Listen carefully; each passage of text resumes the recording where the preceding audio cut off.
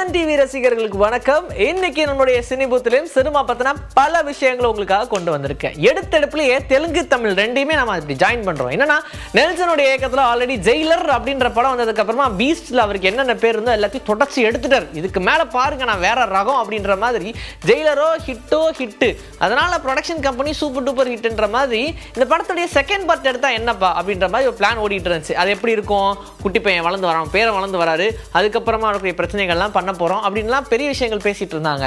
சரி ஓகே, அடுத்தது second part எடுக்க போறாங்க போல, இந்தியன் 2 மாதிரி ஆயிடுமோ அப்படின்ற மாதிரி பயந்துகிட்டு இருந்தோம். ஆனா உஷாரா என்ன பண்ணிட்டாரு, தெலுங்குக்கு ஜம்ப் ஆயிடுவோம். ஏன்னா இப்போ நம்ம தமிழ்ல ஹிட் கொடுத்தாச்சு, தெலுங்குலயும் அந்த படம் ஹிட், ஜம்ப் ஆயிடுவோம் அப்படின்ற மாதிரி தெலுங்குக்கு போயிட்டாரு நெல்சன். அவர் இப்போ ஜூனியர் என்டிஆரை வச்சு ஒரு படம் இயக்க போறதா தகவல் வெளியா இருக்கு. ஆல்ரெடி ஜூனியர் என்டிஆர் உடைய நடிப்புல தேவாரா அப்படின்ற படம் வந்துச்சு. ஜான்வி கபூர் அதுல ஹீரோயினா நடிச்சிருந்தாங்க. தெலுங்கு இண்டஸ்ட்ரியில அவங்க அறிமுகமும் ஆயிட்டாங்க.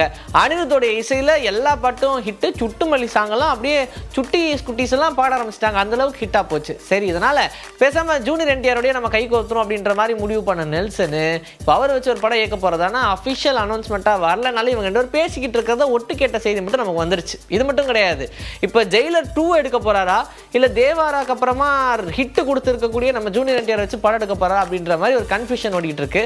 அதனால அடுத்த படம் எப்படி யாரோட அப்படின்றத கூடிய விரைவில் நம்ம தெரிஞ்சுக்கலாம். கன்னிமாடம் அப்படின்ற படத்துக்கு அப்புறமா போஸ் வெங்கட்டோடைய இயக்கத்துல உருவாகி இருக்கிற படம் தான் சார். விமல் இதுல கதாநாயகனா நடிக்க வெற்றிமாறன் இந்த திரைப்படத்தை ப்ரொடியூஸ் பண்ணியிருக்காரு, தயாரிச்சிருக்காரு. வெற்றிமாறன் அப்படின்ற ஒரு பேர் தாங்க இந்த படம் வெளியே தெரியறதுக்கான காரணம்னு விமலே இந்த படத்துடைய பிரஸ் மீட்ல நிறைய பேசியிருந்தாரு. அந்த அளவுக்கு இந்த படத்துடைய ப்ரமோஷன் ரொம்ப ஹெவியா இருக்கு. சார் அப்படின்ற படம் வச்சது வாத்தி அப்படின்ற படம் மாதிரியே இருக்குமோ இல்ல சாட்டை மாதிரியே இருக்குமோ அப்படின்ற மாதிரி நிறைய கேள்விகள் ஓடிட்டு இருக்கு. ஏன்னா படத்துடைய போஸ்டர் டைட்டில் அப்படிலாம் பார்க்கும்போது அந்த மாதிரி தான் ஒரு கதையா இருக்குமோ அப்படின்னு கேட்டா அதெல்லாம் கிடையாது. வெற்றிமாறன் அவ்வளோ சீக்கிரம் ஆல்ரெடி எடுத்த படத்தையெல்லாம் ப்ரொடியூஸ் பண்ணிட மாட்டாரு. ஸோ அவருக்குன்னு ஒரு தனி ஃப்ளேவர் இருக்கு, அந்த ஃப்ளேவருக்கு ஏற்ற மாதிரி இந்த படம் இருக்கும் அப்படின்ற மாதிரிலாம் சொல்றாங்க. ஆனால் இந்த படத்தை இப்போ அக்டோபர் 18ஆம் தேதி ரிலீஸ் பண்ணலாம் அப்படின்ற மாதிரி ஒரு பிளான் ஓடிட்டு இருந்துச்சு. இப்போ அதை அஃபிஷியலாக கன்ஃபார்ம் பண்ணி போஸ்டர் ரிலீஸ் பண்ணாங்கல்ல, அதிலிருந்து ஆரம்பிச்சதுங்க வேட்டை. என்னன்னா ஆல்ரெடி விமலோடைய நடிப்பில் வந்த படங்கள் எதுவும் பெருசாக இல்லை. விலங்கு அப்படின்ற வெப் சீரிஸ்க்கு அப்புறமா பெருசாக எந்த படமும் அவருக்கு பேசப்படவே இல்லை. ஆனால் இந்த படம் பேசப்படும்ன்ற மாதிரி சொல்றாங்க. இதை தாண்டி இந்த படத்தில் இன்னும் இருக்கக்கூடிய ஒரு ப்ளஸ் பாயிண்ட் என்னன்னா, இந்த படத்தில் விமலோடைய நடிப்புக்கு தனித்துவம் இருக்கு, கண்டிப்பா அதோடைய முக்கியத்துவம் எல்லாருமே புரியும் அப்படின்ற மாதிரி இந்த படத்துல அவருடைய கேரக்டரைசேஷன் உருவாக்கியிருக்காங்களாம். ஆனா இந்த படத்தை அக்டோபர் 18ஆம் தேதி எந்த தைரியத்துல ரிலீஸ் பண்றாங்க அப்படின்ற மாதிரி நிறைய பேர் பேசிட்டு இருக்காங்க. ஏன்னா அக்டோபர் 10ஆம் தேதி ரஜினியோடைய நடிப்புல வேட்டையின் படம் ரிலீஸ், 11ஆம் தேதி ஜீவாவுடைய நடிப்புல பிளாக் படம் ரிலீஸ். ஸோ இப்படி வரிசையா நிறைய படங்கள் காத்திருக்கிற நிலையில இந்த 18ஆம் தேதி முடிஞ்சு அப்படியே அடுத்த வாரம்னு கிளம்பி போயிட்டா அங்க நிறைய படங்கள் பிரதர், இன்னும் வந்து கங்குவா, இப்படி நிறைய படங்கள் ரிலீஸ் ஆக காத்திருக்கு.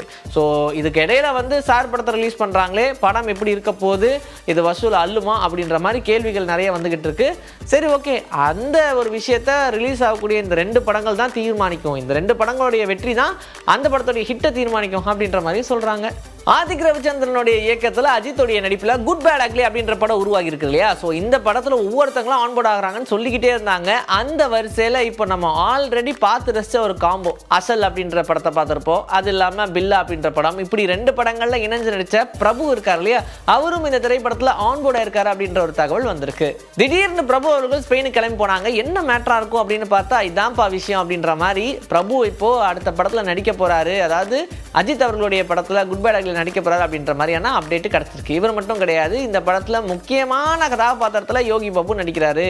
ஆல்ரெடி விஸ்வாசம்ன்ற படத்துல அவரை பார்த்து நம்ம ரசிச்சிருப்போம். ஸோ இப்படி இருக்கும்போது அஜித் அவர்களோட ஒரு நல்ல காம்போ கூட இவங்க 2 பேருமே சேர்ந்து ஆல்ரெடி வேதாளம் படமும் பண்ணியிருக்காங்க. ஸோ இப்படி ஒரு காம்பினேஷன்ல ஒரு படம் உருவாகுது அப்படின்னா கண்டிப்பா இதுல ஆதிக் ரவிச்சந்திரனுடைய அந்த காம்போ கண்டிப்பா ஒர்க் அவுட் ஆகும். ஏன்னா ஆல்ரெடி நிறைய காமெடி படங்கள்லாம் கொடுத்துருக்காங்க. ஸோ யோகி பாபு, ஆதிக் ரவிச்சந்திரன், அஜித் அவர்கள் அப்படின்னு சொல்லி இவங்களுடைய காம்பினேஷன்ல ஒரு அற்புதமான படம் ரெடி ஆக போகுது அப்படின்றதுல சந்தேகமே இல்ல. மெய்யழகன் அப்படின்ற ஒரு படம் இப்போ கார்த்தி மற்றும் அரவிந்த் சாமியோட நடிப்புல ரிலீஸ் ஆயிருந்துச்சு. பிரேம்குமார் அந்த படத்தை இயக்கியிருந்தாரு. 96 அப்படின்ற படத்துக்கு அப்புறமா இந்த படம் ஒரு வெற்றி படமா அமைஞ்சிருக்கு அப்படின்னே சொல்லலாம். இந்த வசனங்கள் மூலியமாவே கதையை நகர்த்தி கொண்டு போயிருக்காரு அப்படின்ற மாதிரி. ஆனா அடுத்தபடியா இவர் 96 பார்ட் 2 எடுக்க போறாரு அப்படின்ற மாதிரி சொன்னாங்க. பட் ஆனா இது கண்டிப்பா 96 மாதிரி இருக்காது, இது வந்து ஃபேமிலி ஓரியன்டட் படம் அப்படின்ற மாதிரி சொல்லியிருந்தாங்க.